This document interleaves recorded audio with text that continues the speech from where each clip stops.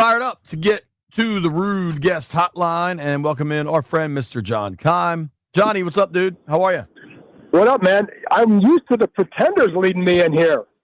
Landfill's off this week. Jeff's in the big chair, and sometimes things are ups and downs. There we go. It's a nice little change of pace. There you go.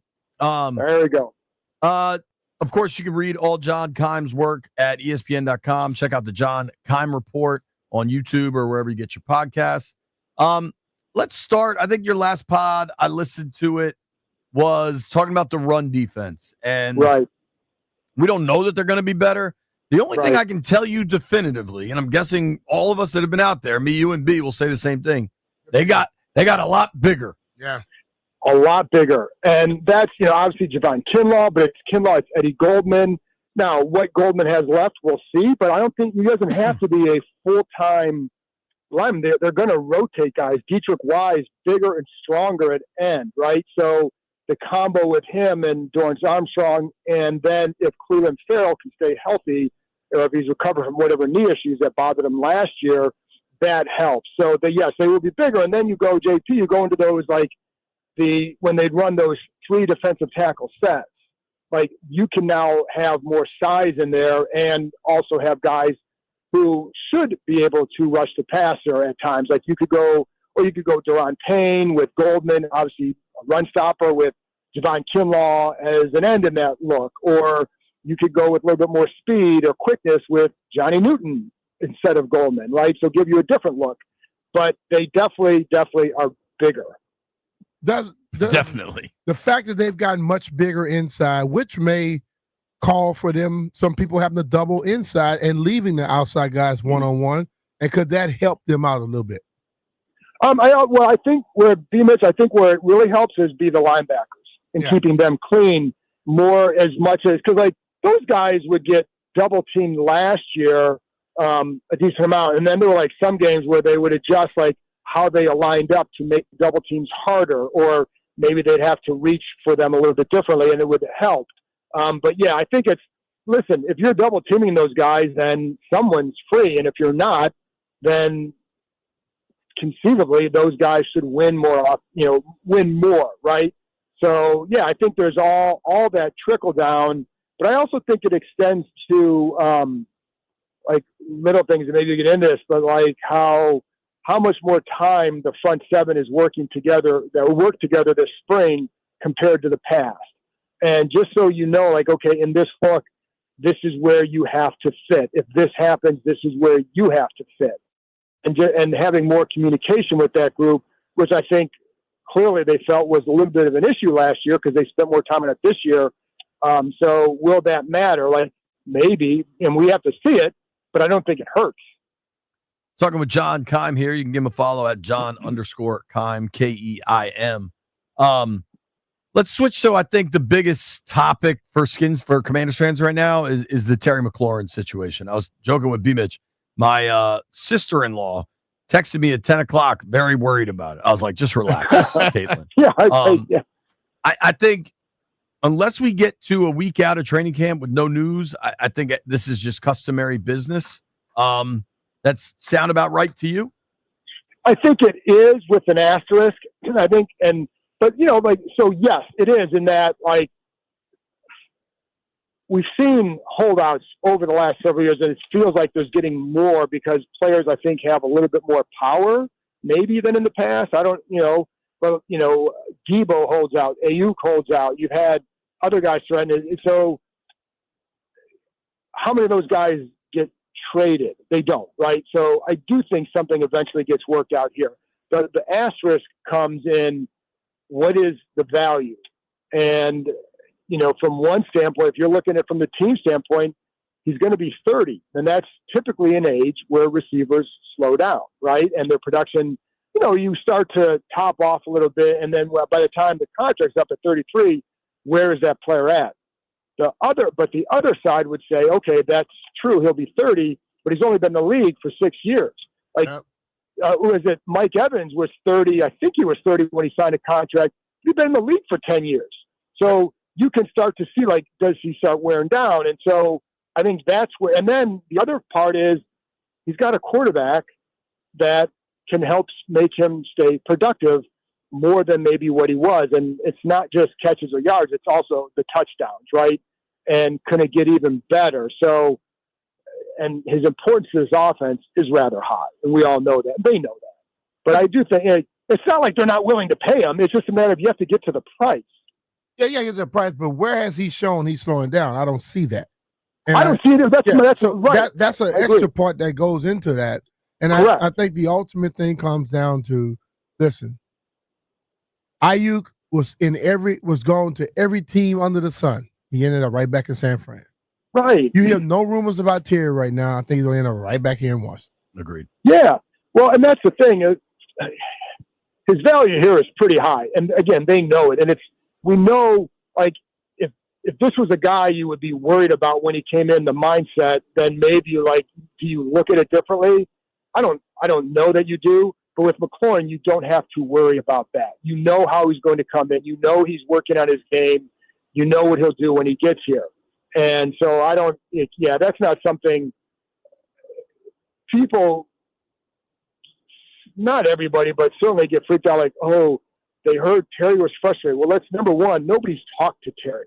But number two, like the pace of it, okay, yeah, like who doesn't want to get their contract done right now? Everybody. And right. But everybody with the contract. Right. And is there more to it this time? Maybe, because I do think, like you said, like he hasn't shown signs of slowing down. I think the concern, or if you're going to use the age, it's like not so much where he's at now, but where's he going to be at in 3 years, right? Or whenever that contract gets a certain amount. But I've had, I think it was Joel Corey, maybe I think you guys had him on, but and so his comp was DK Metcalf, around $30 million per year, and their same draft class, very similar production. DK though, I think is like 2 years younger. Is that a sticking point? I don't know. Will that, but I think that it sounds like a good comp, I guess, because I think it's hard to find a true comp for him, especially with the production prior to this year, because the production prior to this year was subpar quarterback play. Still had production though. Yeah, exactly. Yeah, exactly. You look at what he did prior to this year, you need to say, well, damn, this guy's good. Right. Because the quarterbacks he had were like us. Right. Well, maybe more like me and John than you. Yeah. But and that's why I say, like, you look at DK Metcalf. I mean, the comps, the production is very similar, and he had worse quarterback play. So does that mean he's Justin Jefferson? No, but does that mean he's really good and can stay productive? Sure. And so like that, but I do think like that's where the age thing will be makes it trickier than if it had happened like 2 years ago, right? But doesn't mean it can't be abridged, right? I think ultimately, like, these sides want to be in business. Terry is good here. He's got a good quarterback to play with. And you were here through all the garbage. Why would you want to somehow go elsewhere? And these guys know the importance of McLaurin to the offense. So like when you have that, like it eventually would get done. I agree with you.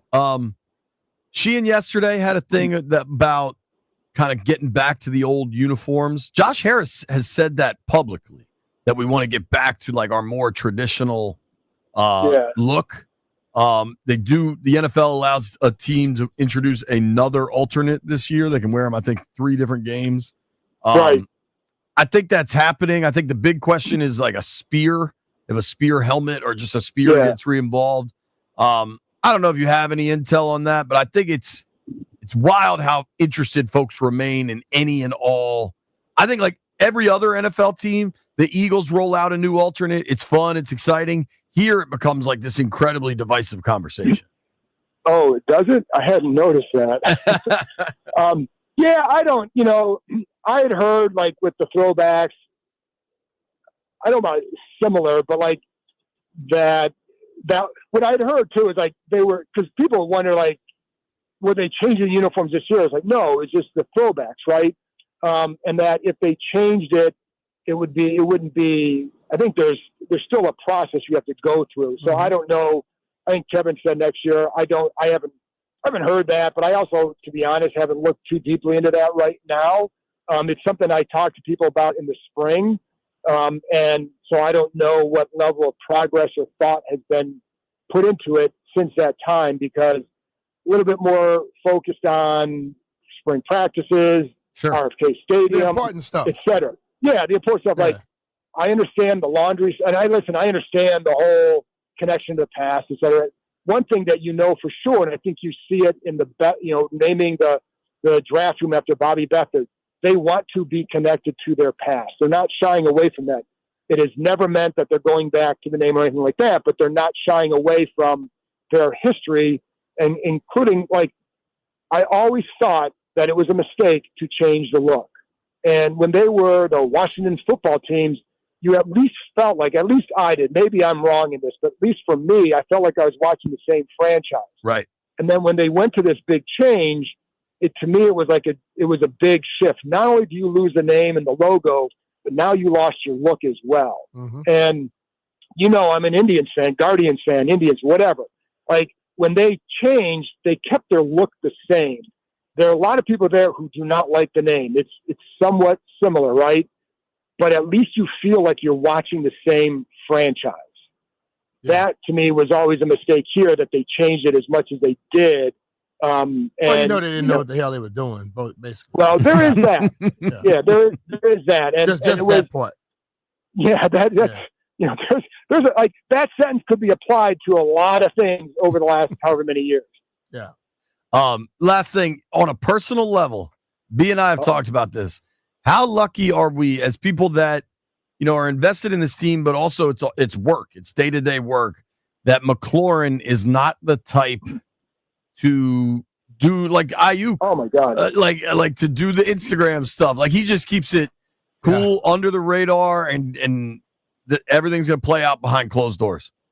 A massive, you know what? I hadn't even thought about that, but thank God, because what that would, what this means, what it would mean, it means that you're never, listen, it's hard to always break away from this beat. It means you're never off. Right. And because, like, you don't know when he could hop on someone's podcast and say something or do this or that. Like, both sides are handling it pretty quiet at this point. And I am. But I expected that. I didn't expect anybody to go off, because it's very similar to when Joe Gibbs when I was playing here early, and Coach Gibbs made a comment in the meeting, and I totally disagree. And I walked in his office and asked, could I talk to him? Closed the door. We had a conversation. He said, I'm glad you came in my office, because you had said this in front of people, we would have a problem. Yeah. Terry is not going to do anything like to make anything where a person have to show me. You know what I mean? Right. He's classy. And I think I respect what's happening. But, today everybody lives like they are part of a damn social media experience where they want everybody to just say what they think they should say. Why? For their entertainment. To hell with your entertainment. They're handling their business behind closed doors. It happened. Yeah, and listen, as a reporter, obviously you want all the information you can get.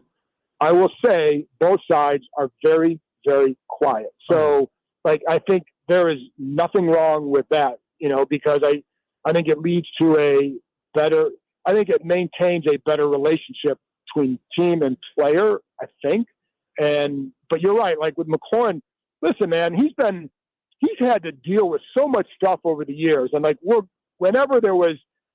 whenever anything happened, it was always Terry McLaurin is the voice for the players, right? He was always there to discuss, and he would always give a long, thoughtful answer, and he would never get himself in trouble. Listen, remember after that Giants game, he basically criticized the game plan, but it was done in such a way where it's like it didn't make headlines.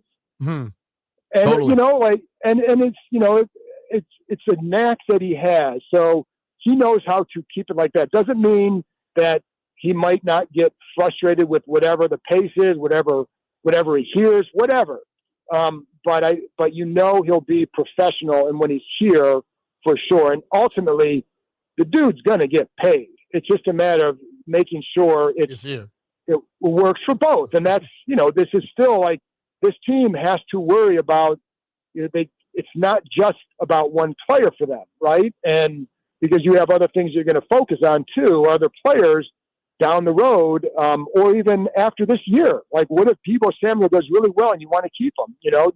There's a lot of things to consider, but ultimately they both know that they're better together. And Terry in this market we know what he means. Yep. Mm-hmm. So, like, this is a great place for him, and he's a great person for them. Thank you for the time, Keim. 100%, Appreciate Jay. you, buddy. Appreciate you.